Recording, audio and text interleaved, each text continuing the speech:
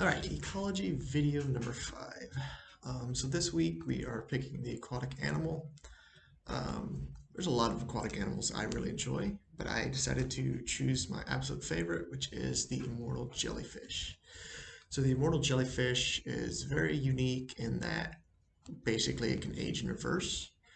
Um, but to start off with, where did it originate? They're not really sure exactly where it originated. They suspect the Dornai version probably originated in the Mediterranean Sea.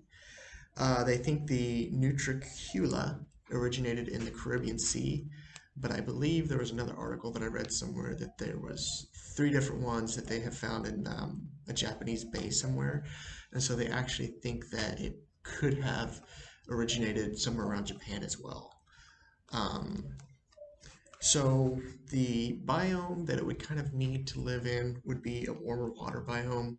It needs plenty of plankton, mollusks, larvae, and fish eggs to eat and survive.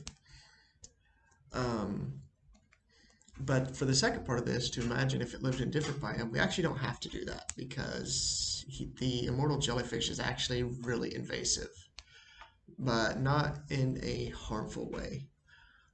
So when it enters the polyp stage, it can attach to ships and stuff like that, and then it can start budding off its adult form, the medusa. And as it does that, these ships carry them all over the ocean. So, like I said, it needed the warm water biomes in order to survive. So, what happens when it enters a biome where it's cold water? What happens when it enters a biome where there's not enough food, where there's more predation on it?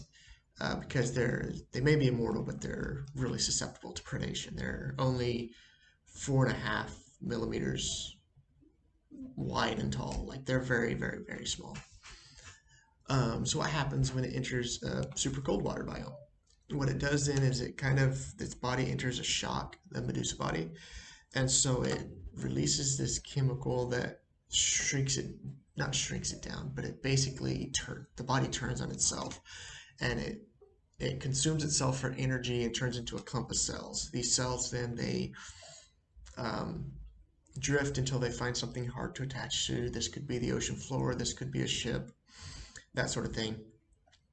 And from there, then it re-enters into its polyp stage, and it remains in the polyp stage until it can have more desirable outcome for the medusa stage. So the polyp can survive through pretty harsh environments, and then it'll release bud out a medusa again. So I thought this one was kind of cool because it already has an adaptation to thrive in new biomes, which is really cool.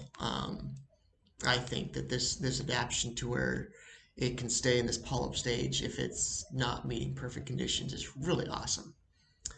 There was a Japanese scientist that captured some and put them in an aquarium to study them. It's kind of interesting. He used shrimp eggs to feed them, but he had to chop up the shrimp eggs into like microscopic sizes. He couldn't really see what he was doing. He was just chopping them up really small. He managed to keep them alive for 2 or 3 years. I don't remember exactly how long, but it's 2 to 3 years.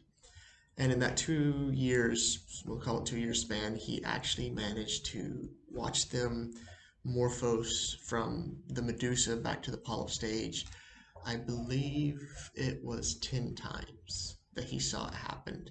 For one thing or another, if the environment was too harsh, if you didn't do something right, they would just turn into a clump of cells and really essentially reset their life cycle, which is really cool. So that's an adaptation that it's already actually has in order to face new biomes, and that's one of the reasons why it is able to thrive all over the world. It's found all over the world now because of its ability to survive, which I think is pretty cool.